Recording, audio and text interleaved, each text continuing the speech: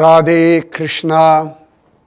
குரு channel நேயர்களுக்கு மார்கழி ஆசீர்வாதங்கள். ஆனந்தமான ஆண்டாள் வைபவம் எத்தனை தடவை சொன்னாலும் எத்தனை பேர் சொன்னாலும் சுகம் ஆண்டாளுடைய வைபவம்.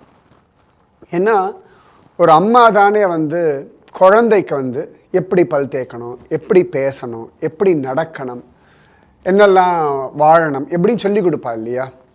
பூமி பிராட்டி தானே நமக்கு பக்தின்ற ஒரு அழகான வாழ்க்கையை சொல்லித்தர முடியும்.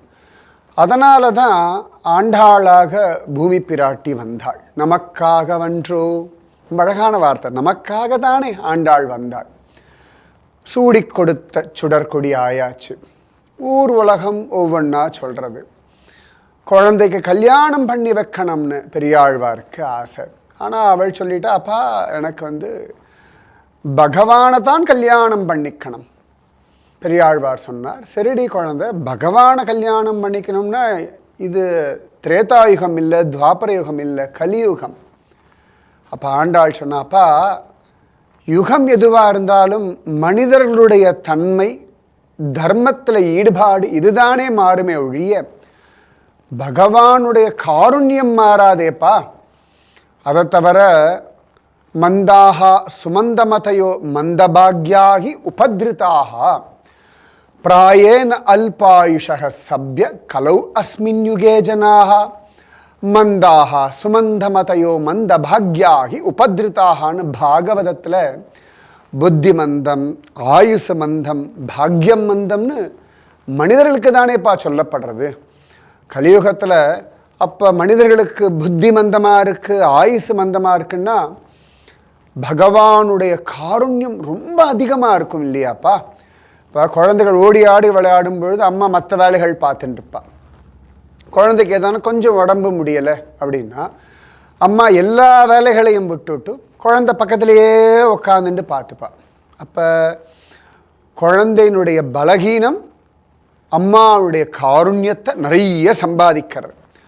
அம்மாவுக்கு குழந்தை பலகீனமாக இருக்கணும்னு ஆசையெல்லாம் கிடையாது. ஆனால் அதுக்கு சக்தி கொடுப்பதற்கு தான் கூடவே இருக்காள் இல்லையா. அதுபோல கலியுகத்தில் தானே சுவாமியினுடைய காருண்யம் நன்னா வர்ஷிக்கும்பா. நம்ம தகுதியை விட அவனுடைய காருண்யம் நன்னா பெருசாக தெரியறது கலியுகத்தில் தானே. அதனால் கலியுகத்தில் பிறந்த நாம் பரம பாக்யசாலிகள்.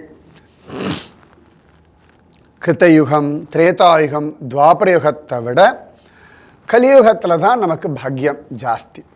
அதனால தான் கலௌ கஷ்சித் பவிஷ்யதி அப்படின்றோம். அவ்வளோ அழகாக கலியுகத்தில் தானே ராமானுஜர் அவதாரம் பண்ணார். கலியுகத்தில் தானே மகாத்மாக்களுடைய அவதாரம்.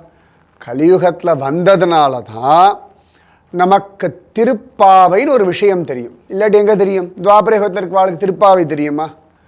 ஆழ்வாராதிகளை தெரியுமா? திருவாய்மொழி தெரியுமா? திருப்பள்ளி எழுச்சி தெரியுமா? குலசேகர ஆழ்வாருடைய பெருமாள் திருமொழி தான் தெரியுமா? துவாபரயுகத்தில் இருந்தவர்களுக்கெல்லாம் பல்லாண்டுலாம் தெரியவே தெரியாது. நமக்கு தான் பரம பாக்கியம். ஆண்டாள் அழகாக சொன்னாப்பா, அதனால் நான் கண்ணனை கல்யாணம் பண்ணிக்கிறேன்ப்பா அவன் காருண்யத்தினாலே.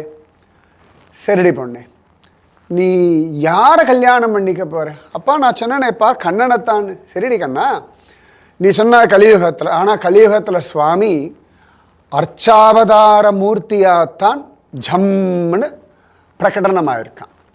அந்த அர்ச்சாவதார மூர்த்திகளில் யாருன்னு நீ சூஸ் பண்ணு அப்படின்ற. சரிப்பா, எனக்கு பெருமாளுடைய வைபவங்களை சொல்லுங்கோ, அதை நான் கேட்குறேன், அதில் யாருன்னு நான் தீர்மானிச்சுக்கட்டுமா அப்படின்றா. பெரியாழ்வார் சிரிச்சார். சுயம்பரம் வேண்டுமோ அப்படின்னார். ஆமாப்பா, கண்ணன் இவ்வளோ விதமாக வரான்னா எந்த கண்ணன்னு எடுத்துக்கலாம் இல்லையா. ரொம்ப அழகாக சொல்கிற ஆண்டாள். சுவாமி பலவிதமாக ஆவிர்பவிக்கிறார். அதில் ஏதோ ஒரு மூர்த்தி உங்கள் மனசு அப்படி லயப்படும். அழகான மூர்த்திகள் ஒவ்வொன்றும், அதுவும் அர்ச்சாவதார மூர்த்திகள் ரொம்ப சௌலபியம். அர்ச்சாவதார மூர்த்திகள் எல்லாம் சிலைகள் தான், ஆனால் பேசும் தெய்வங்கள். யார்கிட்ட? பக்தர்களிடத்தில் பேசும் தெய்வங்கள். மற்றவர்களுக்கு அவைகள் சிலைகளாகத்தான் தெரிவார்கள், சிற்பங்களாக மட்டும்தான் தெரியும். ஆனால் பக்தர்களுக்கு பிரத்யக்ஷத்தில் பேசும் தெய்வங்கள். இந்த துளி கூட சந்தேகமே வேண்டாம். ஏன்னா நிறைய பேர் நாஸ்திகர்கள் எல்லாம் நீங்கள்லாம் சிலையை வணங்கக்கூடியவர்கள், இதெல்லாம் பேசுமா அப்படின்லாம் கிண்டல் பண்ணுவா. அது அவர்களுடைய பாவம், அவர்களுக்கு புரியலை தெரியலை அப்படின்றதுக்காக அவைகள்லாம் சிலைகள் இல்லை, பேசும் தெய்வங்கள் தான், சந்தேகமே வேண்டாம். ஏன்னா எப்பொழுதுமே நாஸ்திகவாதிகள் அசுர குணங்கள் உடையவர்களுக்கு மற்றவர்களுடைய நம்பிக்கையை குலைப்பதுன்றது ரொம்ப பிடிச்ச ஒரு விஷயம். நாம பலமாக மனோபலம் மிகுந்தவர்களாக இருந்தால் இதெல்லாம் தள்ளி விட்டுட்டு நாம பாட்டு பக்தி பண்ணிட்டு போயின்னு மனதில் உறுதி வேண்டும். பாரதியார் சொன்ன மாதிரி உங்கள் மனசு ஸ்ட்ராங்காக இருந்தால் நீங்கள் பாட்டுக்கு ப்ரொசீட் பண்ணிட்டு போயிட்டே இருக்கலாம். தடுப்பதற்கு யாரும் கிடையாது. நமக்கு பெரிய தடையே நம்ம மனசு மட்டும்தான். அதனால் மனசு பலம் ஆகட்டும், மயர்வர மதிநலமாக உங்கள் மனசு மாறட்டும், அதற்கு ஆண்டாள் அனுகிரகம் பண்ணட்டும். அதுக்காகத்தான் அந்த மார்கழி விஷயங்கள் எல்லாம் நாம் பேசின்னு இருக்கோம். பெரியாழ்வார் ஜோர ஆண்டாளுக்கு கண்ணனுடைய பலவிதமான லீலா வைபவங்களோடு சேர்ந்துண்டு திவ்ய தேச வைபவங்களை சொல்கிறார். முதல்ல வடபத்திர சாயி வைபவத்தை தான் சொல்கிறார். அதன் பிறகு பாண்டிய தேசத்தினுடைய திவ்ய தேச பெருமாள்கள் வைபவம் எல்லாம் சொல்லி, அதுக்கப்புறமா மலைநாட்டு திருப்பதிகள் கேரளாவில் இருக்கு இல்லையா, அந்த திவ்ய தேசங்கள் வைபவங்கள் எல்லாம் சொல்லி, அதன் பக்கம் வடதிசை போய் நம்ம பிருந்தாவனம், மதுரா, துவாரகா, கோகுலம், கோவர்தனம், பத்ரிநாதன், கண்டம் என்னும் கடிநகர், தேவப்பிரயாகை, முக்திநாத், சாலக்கிராமம், இப்படி பல விஷயங்கள் எல்லாம் சொல்லி, அதன் பிறகு தொண்டை மண்டலத்து பெருமான்கள் எல்லாம் சொல்லி, திருவேங்கடமுடையான், திருவல்லிக்கேணி பார்த்தசாரதி, திரியொவ்வுள் வீரராகவன், திருக்கடல் மல்லை ஸ்தலசேன பெருமாள், திருவிடவெந்தை வராகமூர்த்தி, ஜோரா காஞ்சி வரதராஜன் எல்லாரையும் சொல்லி அழகா சோழ நாட்டு திவ்ய தேச பெருமாள்கள் எல்லாம் சொல்கிறார். நிறைய பேர் இருக்கால சோழ நாட்டில், அத்தனை பேரையும் சொல்லி அழகா அற்புதமாக ரங்கநாதன் வைபவமும் சொல்கிறார். ரங்கநாதன் அரங்கனாச்சே, அந்த ரங்கன் நம்முடைய அந்த ரங்கத்துக்கு ரங்கன். அந்த ரங்கநாத வைபவம் அழகன். அதுவும் பூலோக வைகுண்டம் ஸ்ரீரங்கம். காவேரி நதியோ ஸ்வயம் விரஜா நதி. பூலோக வைகுண்டம் ரங்கநாதன். அந்த ரங்கநாதன், அந்த வைகுண்டநாதன் நிச்சயமாக மோட்சம் தரும் நாதன். இஷ்வாகு குல தனம், ராமனே ஆராதனை பண்ண பெருமாள். அதனால தான் பெரிய பெருமாள்னு பெயர். இப்போ கூட அயோத்தியாவில் ராமனுக்கு அழகாக ஒரு கோவில் கட்டினோம்ல, யார் ரொம்ப சந்தோஷப்பட்டான்னு நினைக்கிறேன்? ரங்கநாதன் தான். ஏன்னா ரங்கநாதனுடைய ஆசீர்வாதத்தினால பிறந்த குழந்தை தான் ராமச்சந்திரமூர்த்தி. ரங்கநாதனை தியானம் பண்ணி தான் காட்டுக்கு கிளம்பினார். ரங்கநாதனை தியானம் பண்ணிட்டு தான் பட்டாபிஷேகம் பண்ணிட்டார். இஷ்வாகு குல தனம், தோலாத தனிவீரன் தொழுத கோயில். இப்படி தான் நிகமாந்த மகாதேசிகர் ஸ்ரீரங்கத்தை அழகா சொல்றார். ஜோரான ஸ்ரீரங்கம். ரங்கநாதன் வைபவம் கேட்டோன்னு ஆண்டாள் மயங்கி போயிட்டா. அப்பா, நான் அரங்கனைத்தான் கல்யாணம் பண்ணிக்க போறேன்னு ஒன்று. சரிம்மா, ரங்கனே வழிவிடுவான்னு ஆசீர்வாதம் பண்ணிட்டார். ஆனால் மனசுக்குள்ள ஒரு சின்ன ஒரு நெருடல். இது எப்படி நடக்கும்? இந்த பொண்ணு இவ்வளோ பெரிய விஷயத்தை ஆசைப்படுறது. அதாவது நம்ம சொல்லுவோம் இல்லையா, நம்ம தகுதிக்கு ஆசைப்படணும்னு. இவர் ரங்கனுடைய தகுதிக்கு ஆசைப்படுறா. எப்பொழுதுமே ஞாபகம் வச்சுக்கோங்க, உங்கள் ஆசை சுவாமியோட லெவலில் இருக்கட்டும். நம்ம திரும்ப திரும்ப நம்ம லெவலை உத்தேசித்து ஆசைப்படுறோம். ஆனால் அவனுடைய லெவல்னு ஒன்று இருக்கு இல்லையா.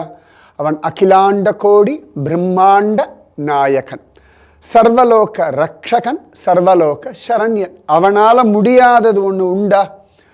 ஒரு கோடீஸ்வரன் வீட்டு பிள்ளை 10 ரூபா சாமானுக்கு ஆசைப்படுமா? 10 லட்சம் ரூபாய் சாமானுக்கு ஆசைப்படுமா? நிச்சயமாக 10 லட்சம் ரூபாய் சாமானுக்கு தானே. அப்போ ரங்கராஜன், உலகத்துக்கே ஒரே ராஜா, அன்றும் இன்றும் என்றும் ரங்கராஜன். அதனால் அவனை அடையணும்னு இவளை ஆசைப்படுறாளேன்னு அவர் நினச்சார். ஆனால் ஆண்டாளுக்கு கவலையே இல்லை. என் ரங்கநாதன் நடத்தி கொடுப்பான். பெரியாழ்வார் ரங்கராஜனிடத்துல பிரார்த்திச்சுண்டார். ரங்கா, இந்த குழந்தை ஒன்று ஆசைப்படுறா, நீ ரொம்ப பெரியவன், இது எப்படி நடக்கும்னு எனக்கு தெரியலை, ஆனால் உன்னை அடைய முடியும், அது எனக்கு தெரியும். அதை அடையறதுக்கான அந்த பாவத்தை, பக்தியை, ஸ்ரத்தையை நீ ஆண்டாளுக்கும் கொடு, எனக்கும் கொடு. இதுதான் பிரார்த்தனை வேணும். நாம் எல்லாரும் பக்தர்கள் போல அனுபவம் கேட்குறோம். துருவன் போலே, பிரஹ்லாதன் போலே, ஆண்டாள் மாதிரி, மீரா மாதிரி. நமக்கு வேண்டியது அவர்கள் பாவம். எத் பாவம் தத் பவதி. அந்த பாவம் கிடச்சிடுது வச்சுக்கோங்களேன், அப்போ அந்த பொருள் கிடச்சிடும் இல்லையா? பெரிய பணக்காரனாகணும்னு பாவம் இருந்தால் அதற்கேற்ற மாதிரி உழைப்போம், பணம் சேமிப்போம், அந்த இடத்த அடைவோம். அனுபவம் வேணும்னா முதல்ல பாவம் வேணும், மனசு தான் காரணம். இப்போ கோவிலுக்கு போகணும்னு முதல்ல பாவிச்சாதானே போகிறதுக்கு உடம்பு தயாராகும், எல்லாரும் ஒத்துழைப்பார்கள். ஸோ உங்கள் பாவம் எந்தெந்த விஷயங்கள்லாம் நடக்கிறதுன்னு பாருங்க, அதில் எல்லாத்துலேயும் உங்கள் பாவம் எப்படி இருந்ததுன்னு பாருங்க. எந்தெந்த விஷயங்கள் நடக்கலைன்னு பாருங்க, அதில் உங்கள் அகம்பாவம் எவ்வளவு இருந்ததுன்னு பாருங்க. பாவம் சரியாக இருந்தால் பவிச்சிடும், அகம்பாவம் இருந்தால் பவிக்காது. பாவத்தில் குழப்பம் இருந்தாலும் பவிக்காது. பி கிளியர், உங்களுக்கு என்ன வேணும் அதில் உங்களுக்கு தெளிவு இருந்தால் நீங்கள் தெளிவாக இருக்கிற விஷயங்கள் எல்லாம் டக்கு டக்கு டக்கு டக்குன்னு நடந்துடும். எங்கெல்லாம் உங்களுக்கே ஒரு அதுவான்னு குழப்பம் இருக்கோ அந்த விஷயங்கள் அப்படியே கணத்தில் போட்ட கல் மாதிரி அங்கேயே இருக்கும். அதனால் உங்கள் பாவம் திரும்ப திரும்ப ஒவ்வொரு நாளும் நீங்கள் அடைய வேண்டிய லட்சியம் எதுவாக வேணா இருக்கட்டும், அது உலகாயுதமான விஷயமாகவே இருக்கட்டும், சொந்த வீடு கட்டுறதா இருக்கட்டும், ஒரு காரு பங்களா எது வேணா இருக்கட்டும், இது எதுவுமே தவறு கிடையாது, எதுவுமே தவறு கிடையாது. கூடவே இது பகவானுடைய கருணையினாலே நடக்கிறது, பகவானுடைய காருண்யத்தினாலே நான் அனுபவிக்கிறேன். இந்த பாவம் இருந்தால் போதும். சுவாமிகிட்ட நன்னா கேட்கலாம். திரௌபதி கூட கோவிந்தா புண்டரீகாட்சா காப்பாத்துன்னு கேட்டாளா இல்லையா? ஆண்டாள் அவ்வளவு அழகாக சுவாமி கிட்ட கேட்கணும்னு தீர்மானம் பண்ணுறா. பெரியாழ்வாரும் பிரார்த்திச்சுக்கிறா.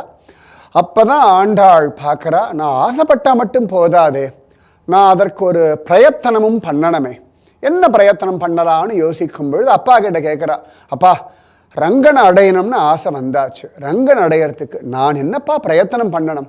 இப்போ பெரியாழ்வார் சொல்கிறார், ஆஹா ரங்கா, குழந்தைக்கு அந்த பாவத்தை கொடுத்துட்டியே அப்படின்னு சொல்லிட்டு யோசித்து சொல்கிறார். குழந்தை கோபிகைகள்லாம் கண்ணனை அடையிறதுக்கு, கண்ணனை கல்யாணம் பண்ணிக்கிறதுக்கு மார்கழி மாதம் காத்தியாயனி விரதம் இருந்தார்கள். இன்றைக்கும் கோபிகைகள் காத்தியாயனி விரதம் இருந்த இடமெல்லாம் விரஜபூமியில் இருக்குது. பிருந்தாவனத்தில் ஒரு இடம் உண்டு, அது இல்லாமல் இன்னொரு இடம் உண்டு. அங்கே தான் கோபிகைகள் பூஜை பண்ண காத்தியாயனி தேவி இன்றைக்கும் அழகாக இருக்கா, யமுனை ஆற்றங்கரையில். அந்த விரதத்தை நீ இரு, ரங்கன் கிருபை பண்ணுவான்னு சொல்ல ஆண்டாள் தன் தோழிகளோடு சேர்ந்துண்டு விரதம் இருக்கு. அதுதான் மார்கழி நீராட்டம், மார்கழி விரதம், திருப்பாவை விரதம். ஆண்டாள் தனியாக விரதம் இருக்கலாம், யாரும் கேட்க முடியாது. ஆனாலும் அவளுக்காக விரதம் இருக்கா, தன் கூட இருக்க அத்தனை பேரும் பகவானை அனுபவிக்கணும். கூடியிருந்து குளிர்ந்து லோகா சமஸ்தா சுகினோ பவந்து. இதுதானே நம்முடைய சனாதன தர்மத்தினுடைய கோட்பாடு. சுற்றி இருக்கவாள்லாம் சந்தோஷமாக இருந்தால் நிச்சயமாக நம்ம நன்னா தானே இருக்க போகிறோம் இல்லையா? ஒருவேளை நாம் எப்பயாவது கொஞ்சம் டல்லாக இருந்தால் கூட சுற்றி இருக்கிறவன் நல்லா இருந்தால் அவர்கள்லாம் நமக்கு ஒரு உற்சாகம் கொடுத்துருவார்கள், உத்வேகம் கொடுப்பார்கள், நம்பிக்கை கொடுப்பார்கள். அவர்களை பார்த்து நமக்கு ஒரு ஆனந்தம் வரும் இல்லையா? அதனால் எல்லாரும் ஆனந்தமாக இருக்கணும், எல்லாரும் இன்புற்று இருக்கணும். இதானே சுகம். ஒரு குடும்பத்தில் உழைக்கிறோம், அம்மா சமைக்கிறா எல்லாருக்காகவும் தானே, அப்பா அம்மா 2 பேரும் சம்பாதிக்கிறா சில வீடுகளில் எல்லாருக்காகவும் தானே, தனக்காக மட்டுமா கிடையாது இல்லையா? அப்போ ஆண்டாள் தன்னுடைய தோழிகளையும் கூட்டுண்டு ஜோராக விரதம் இருக்கிற ஆண்டாள் விரதம் இருக்க ஆரம்பித்த நாள் அவ்வளோ அழகாக மார்கழி மாதத்தில் பௌர்ணமியாக இருக்குது. மார்கழி திங்கள் மதி நிறைந்த நன்னாளால் நீராட போதுவீர் போதுமினோ நேரிழையீர் சீர்மல்கும் ஆய்ப்பாடி செல்வச் சிறுமீர்கள் கூர்வேல் கொடுந்தொழில நந்தகோபன் குமரன் ஏறார்ந்த கண்ணிய சோதை இளஞ்சிங்கம் கார்மேனி செங்கன் கதிர்மதியம் போல்முகத்தான் நாராயணனே நமக்கே பறை தருவான் பாரோர் புகழ படிந்தேலோர் எம்பாவாய். மார்கழினாலே இப்பெல்லாம் திருப்பாவை அப்படின்னு ஆயாச்சு இல்லையா? 30 நாளைக்கு 30 பாசுரங்கள். அன்னவயல் புதுவை ஆண்டாள் அரங்கற்கு பண்ண திருப்பாவை பல்பதியம் இன்னிசையால் பாடிக் கொடுத்தாள் நற்பாமாலை பூமாலை சூடி கொடுத்தாளை சொல்லு. நித்தியம் பகவானுக்கு பூமாலையை சூடி கொடுக்குறாளாம். அது இல்லாமல் பாமாலையும் சூடி கொடுத்துட்டாளாம். 2 பேர் எப்படி பண்ணுறா. 3 பேர் சரியாக சொன்னோம்னா, முதல்ல பெரியாழ்வார், 2வது ஆண்டாள், 3வதாக தொண்டரடி பொடியாழ்வார். இருமாலை ஈந்தவர் அவர். தொண்டடி பொடியாழ்வார் தான் மாலை சாட்சிண்டு கொடுக்கல, அது பண்ணது ஆண்டாள் மட்டும்தான், வேறு யாருமே அதை பண்ணலை. ஒவ்வொரு நாளாக தோழிகளை கூட்டுண்டு தன்னுடைய வீட்டிலிருந்து கிளம்பி திருமுக்குளத்தில் போய் குளிச்சுட்டு தோழிகளோட வந்து வடபத்திர சாயை சேவிக்கிறது தான் விரதம். முதல் 5 நாளும் அழகாக திருப்பாவை விரதங்கள், அதுக்கு பண்ண வேண்டிய முறைகள், வையத்து வாழ்வீர்கள் எல்லாம் சொல்லி, நாமஜபம் பண்ணால் நீங்காத செல்வம் நிறைந்தேலோர் எம்பாவான்னு சொல்லி, வருணனும் காலாகாலத்தில் மழை பொழியணும்னு சொல்லி, நாமஜபம் பண்ணால் பாவங்கள் அழிஞ்சிடும்னு அவ்வளவு அழகாக சொல்லி, 6வது நாளில் ஒவ்வொரு தோழியாக தூங்குறலாம். 6வது நாள், 7வது நாள், 8வது நாள்னு 10 தோழிகளும் தூங்க, அந்த 10 பேரையும் அவரவர்கள் வீட்டு வாசலில் போய் ஆண்டாள் எழுப்பறா. ரொம்ப அழகு. இந்த சத்சங்கத்தில் மட்டும் யாரையும் விட்டுற மாட்டாளாம். ஒவ்வொருத்தராக, ஏன் நீ சத்சங்கத்துக்கு வரல, நீ நாமஜபம் பண்ண, குருவனுடைய தர்மம் இது. திரும்ப திரும்ப இந்த ஜீவர்களை சத்சங்கத்தில் அழைச்சி கொண்டு வர்றது. ஒவ்வொரு நாளும் பிரயத்தனம். ஆண்டாள் அவள் எவ்வளோ பெரியவள். நான்லாம் போய் நிற்க மாட்டேன்னு சொல்லலையாம். ஒவ்வொரு வீட்டு வாசல்லையா நின்று ஒவ்வொருத்தியா எழுப்புறா. கீச்சு கீச்சென்று எங்கும் ஆனை சாத்தன் கலந்து பேசின பேச்சரவம் கேட்டிலையோ. ஒவ்வொருத்தியா ஒவ்வொரு விஷயங்களில் சொல்லி, உங்கள் புழக்கடை தோட்டத்து வாவியுள் செங்கல் நீர் வாய் நெகிழ்ந்து ஆம்பல் வாய் கூம்பின கான், பொழுது விடிஞ்சாச்சே எழுந்துறேன்.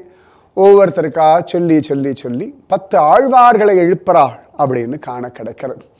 அழகாக எழுப்பி ஒவ்வொருத்தரையா கூட்டுண்டு முதல் 15 நாள் பார்த்தோம்னா குளிக்கிறதுக்கு முன்னாடி பாசுரங்கள். 16வது நாள்லேருந்து நாயகனாய் நின்ற நந்தகோபனுடைய கோயில் காப்பானை, அதிலிருந்து பார்த்தா திருமுக்குளம் போய் குளிச்சுட்டு வந்து அழகாக சொல்லக்கூடிய பாசுரங்கள். அத்தனை அழகு. ஆண்டாளுடைய ஒவ்வொரு பாசுரமும் வேத ரகசியம். அதனால தான் வேதத்தின் வித்து அப்படின்னு சொல்கிறோம். வேதம் அனைத்திற்கும் வித்தாகும் கோதை தமிழ் ஐந்தும் ஐந்தும் அறியாத மானிடரை வையம் சுமப்பதுவும் வம்பு. திருப்பாவை தெரியலன்னா பூமிக்கு பாரம் அப்படின்னு பெரியவர்கள் எல்லாம் சொல்கிறான். அதனால் திருப்பாவை ஒரு நாளைக்கு ஒரு பாசுரம்னா கூட 30 நாளைக்கு 30 பாசுரம். உங்களுக்கு அர்த்தமே தெரியலனாலும் விரும்ப சொல்லிட்டு வாங்க. சிம்பிள் அர்த்தம் இருக்குது, அது மட்டும் தெரிஞ்சுட்டா கூட போதும். ஆண்டாள் எழுப்புறா, ஆண்டாள் நாமஜபம் பண்ணால் நல்லதுன்னு சொல்கிறா, ஆண்டாள் 10 தோழிகள் எழுப்புறா, கோவிலுக்கு போகிறா, வாசல் இருக்கக்கூடிய காவல்காரர்கிட்ட வினயத்தோடு உள்ளே போகிறதுக்கு அனுமதி கேட்குறா. அதன் பிறகு கண்ணனை எழுப்புறா, நப்பின்னை பிராட்டி எழுப்புறா, நந்தகோபுரை எழுப்புறா, யசோதையை எழுப்புறா, ஒவ்வொருத்தரா எழுப்புறா. கண்ணன் வந்தவொன்னே அவன்கிட்ட சரணாகதி பண்ணுறா, பிரார்த்தனை பண்ணுறா, அவன் எவ்வளவு பெரியவன்னு சொல்கிறா. இது எல்லாமே திருப்பாவையினுடைய அழகான விஷயங்கள், வாழ்க்கைக்கான விஷயங்களை தான் ஆண்டாள் பேசுகிறா. கண்ணன் வந்தவொன்னே சீரிய சிங்காசனத்திலிருந்து யாம் வந்த காரியம் ஆராய்ந்து அருள் அப்படின்னு கேட்குறான். அவள் இருந்த இடம் ஸ்ரீவில்லிபுத்தூர். திருமுக்குளத்தை யமுனையா பாவிச்சுன்னுட்டா. அழகா வடபத்திரசாயினுடைய கோவிலை நந்தகோபர் திருமாளிகையா பாவிச்சுண்டா. வடபத்திரசாயியை கண்ணனா பாவிச்சுண்டா. கோபிகைகள் போல நித்தியம் கிருஷ்ணா உன்னைத்தா. கோபிகைகள்லாம் காத்தியாயினி தேவின் இடத்துல போய் எனக்கு கிருஷ்ணனைத்தான்னு கேட்டா. ஆண்டாள் கண்ணன்கிட்டேயே போய் கண்ணா எனக்கு உன்னைத்தா அப்படின்னு கேட்குறா. கேளுங்கோல, உங்கள் கண்ணன் தானே, நீங்கள் கேட்காம வேறு யார் கேட்க போகிறா? கிருஷ்ணா ஒன்னதா அப்படின்னு சாதாரணமாக குழந்தை போல கேளுங்க. ஆண்டாள் அதானே சொல்லி கொடுத்துருக்கா. ஆண்டாள் வழியை ஃபாலோ பண்ணுவோம், நிச்சயமாகவே கண்ணன் கிடைப்பான். ஆண்டாள் கல்யாண விஷயத்தை அடுத்த எபிசோடில் ஆனந்தமாக அனுபவித்து தலைப்போம், சரியா? ராதே கிருஷ்ணா. ஆண்டாள் திருவடிகளே சரணம் சரணம் சரணம். ஜெய் ஹிந்த், பாரத் மாதா கி ஜெய். ராதே கிருஷ்ணா.